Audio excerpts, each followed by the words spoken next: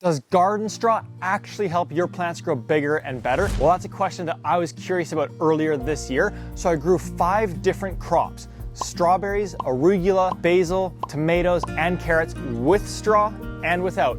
And in today's video, we're gonna go through each of these crops to see how they did. And I'm not gonna lie, a couple of them have totally surprised me. So to begin diving in, let's take a look at the strawberries. And it's with strawberries that my curiosity with straw really kicked off. And the reason for that is because last year I put together a video on strawberries and a whole bunch of people commented strawberries, strawberries. And apparently strawberries absolutely love straw because what it does is it blocks the sun from drying up the soil.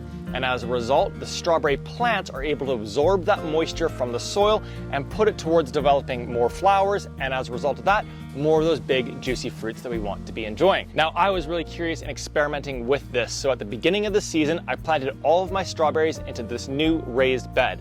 And then from there, I put 1/4-inch drip line coiled throughout the bed with emitters every 6 inches. And after that, I also put a sprayer connected to a piece of bamboo over top of it so they could be misted from above as well to ensure that they got really good moisture. And once I had that done, I put down 1 to 2 inches of straw across the bed to let the strawberries begin to grow. Now, I promise you, every other crop that we're gonna go through today, I've got a side-by-side comparison of straw versus no straw. But for these strawberries, I discovered the whole bed with straw earlier this year. And I felt like it was still important to share these results with you because this has been hands down my best strawberry season. It seems like every day when I come out here, there's new strawberries that are ripening, ready to be harvested and enjoyed. And this has been going on for weeks. So will I be using straw on my strawberry bed moving forward? 100% yes. It has been a complete game changer for me. But how well did it work with the arugula? Now, this is one that I was really curious to see the results in as well. And the reason why is because back when I was playing around with those strawberries, I noticed how hot the soil was when I did not have straw down and how much cooler it was underneath the straw in the strawberries bed.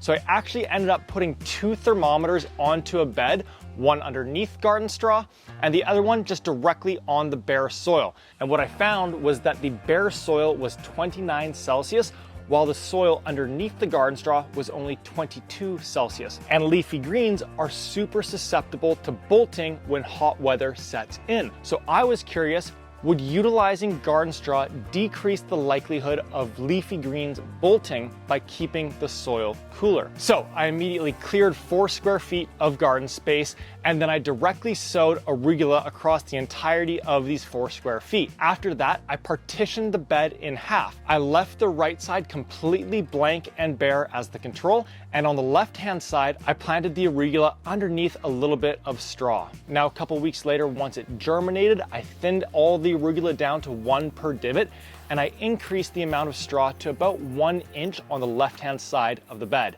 And as we can see, the arugula at that time underneath the garden straw was already a little bit ahead. And since then, I've kept every variable the exact same. They've been growing, hanging out right here. And now that they're bolting, it's the perfect time to end this experiment and see if the garden straw slowed down the bolting. All right, let's get started on the left-hand side here. I'm just gonna make sure they're separated. So we've got 1, 2, 3, 4, 5, 6, 7, 8, 9, 10, 11, 12, 13, 14, 15, 16, 17 for the soil not covered. Now let's check the side that was covered with straw. My hypothesis at the beginning was that this side would have fewer that bolted. Let's see how we did. 1, 2, 3, 4, 5, 6, 7, 8, 9, 10, 11, 12, 13, 14, 15, 16, 17, literally the exact same number as the side that didn't have any soil. Now that really surprised me. I could have sworn these ones would not have bolted as quickly because of how much cooler the soil is underneath that straw. But this is why I love experimenting, always figuring new things out. Speaking of, how did the basil do underneath the garden straw? So at the beginning of the season in my tomato bed here, I also planted a row of basil right at the very front. And you guessed it, Every variable was the exact same, except that on this side, I covered it with garden straw, and on this side, I left the soil completely bare. And as we can see, it is a pretty noticeable difference between how much lower they are underneath the garden straw versus those that were not exposed to any garden straw. And this didn't surprise me very much, because two things that I know about basil, having grown it for many years, is that it loves a really hot environment and it loves a drier soil. And those are both the opposite of what straw does. So it makes sense that it's growing significantly better without any garden straw over top of it. So the question then becomes, will I continue to use garden straw for my leafy greens?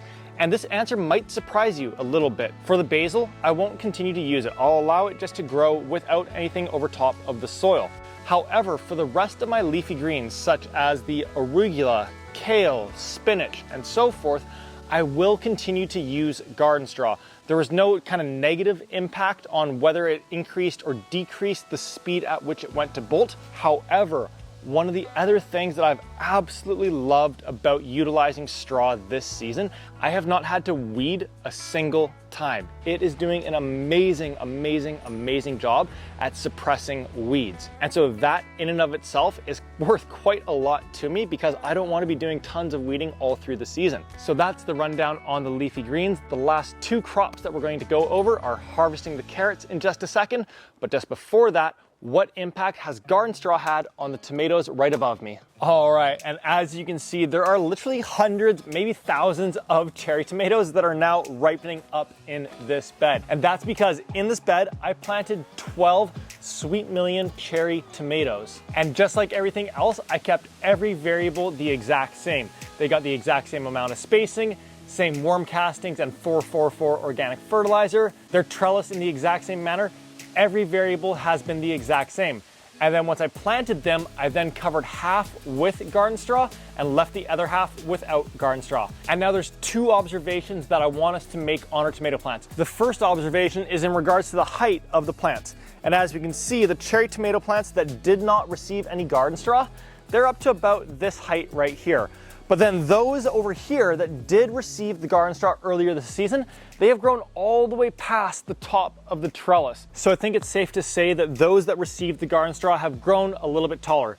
But of course, when it comes to growing tomatoes, the thing that we all want to know is which one yielded more fruit. So bear with me, I'm now going to count up all of the fruit on those that did not get garden straw, followed by all the ones that did receive the garden straw.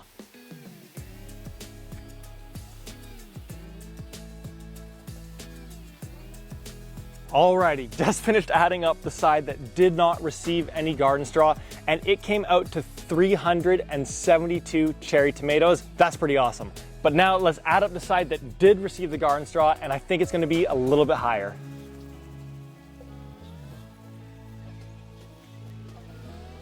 This is crazy. I mean, just look at how many are in this one cluster here alone. 1, 2, 3, 4, 5, 6, 7, 8, 9, 10, 11, 12, 13, 14, 15, 16, 17, 18, 19, 20, 21, 22, 23, 24, 25, 26, just on that one set right there. There's another one right here, another one right here. Whew. Wow, okay, so the number of cherry tomatoes from the tomato plants that received garden straw was 459. Absolutely thrilled with how they're doing. It was a bit of a kind of like slow or late start to them, but now there are so many, and there are literally like hundreds that are gonna start ripening up over the course of the coming weeks. So, question becomes, will I continue utilizing garden straw with my tomatoes? And I think the answer is pretty clear, 100% yes. And this is really what it's all about, right? Like, I'm getting more production, harvest, and yield. I'm having to weed less than before, and I'm utilizing less water. That is as good as it gets. So just before we get to the final crop, which is harvesting our carrots, if you are curious to see which garden straw I am utilizing and get your hands on it, there's a link in the description of this video where you can grab yours. But with that being said, it's time to answer the final question, which is what impact did straw have on my carrot harvest? Alrighty, there are few things that make me happier and more excited than harvesting carrots. You never know what you're going to get beneath the surface here, and these are looking absolutely amazing. So just to provide you some quick context on this portion of the experiment, earlier this season, I took 8 square feet in this garden bed and I directly sowed my carrots into it. As with everything, I kept every variable the exact same. I covered them with just a little sprinkle of worm castings. I thinned them down to 1 per divot once germinated. They've all been on the exact same 1/4 inch drip line for irrigation. Every variable has been the exact same. However, once I thinned them down, I then took half of them and I put garden straw over top of them. And that's just been sitting on top of the soil over top of them since that point in time. So what we're gonna do now is harvest both of the different halves and then get them onto the scale, see which ones grew better. Now, if you do want to see more videos like this, it would mean the world to me if you subscribe to the channel here and like this video. That tells me and lets me know that you're enjoying these videos and you want more of them. So if you want more experiment videos, subscribe to the channel, like this video. Now let's start harvesting. My hypothesis for this one is that actually the carrots that did not receive garden straw will have grown a little bit bigger. Let's see if I'm right though. Alrighty, here we go. Oh, what a way to start. Let's go. Oh, baby. Oh, man, these are so good. Look at that. Oh. There we have it. Alrighty, so I'm just going to remove the tops, give them a rinse before we pop them on the scale.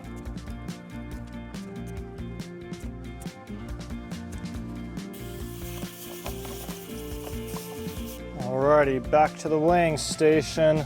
I was gonna use this one, but it's not gonna be big enough. So, let's get that on there. Here we go. Carrots grown with garden straw. I mean, these are so beautiful. I don't know how the other ones are gonna beat these. And just for reference, there were 51 carrots, so we'll use that in a second to find the average weight per carrot. That comes out to 2.78 kilograms. That means the average weight per carrot was 54.5 grams. All right, I am thrilled with how those grew, how beautiful they all look, and the size of them. And I've got no idea if these ones have any chance at beating that. And that's one of the things I love most about harvesting carrots is that like, you really don't know until you get into harvesting. So speaking of that, let's get to it. All righty, here we go. Oh, that's a good start. That's a nice one as well. Ooh, we might have a little bit of a battle on our hands. Okay. Okay, these are amazing. These are definitely, whoo-wee. Gonna be giving them a run for their money.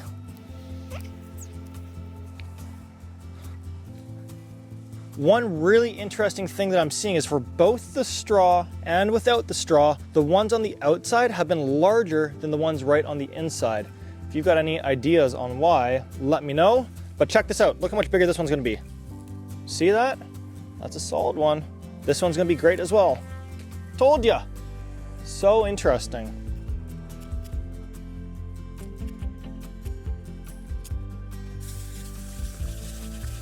Alrighty, it's getting a bit hectic back here, but let's pop this onto the scale, zero it out. And let's get our carrots that did not receive garden straw onto the scale. And for reference on this front, there were 45 that grew successfully, so slightly fewer actually than the ones that did receive garden straw. Alrighty, we are up to 1.84 kilograms. And that equals 40.8 grams per carrot. So it's official, I love garden straw. I'm getting bigger harvests just like this, I'm utilizing less water, and I'm doing way less weeding than I was in past seasons. So if you want to get your hands on the exact same garden straw that I've been utilizing, just check the link down in the description of this video. And if you want me to do more experiments just like this, then subscribe to the channel. And lastly, if you want to learn how to grow huge honking carrots like this, then check out this video right here.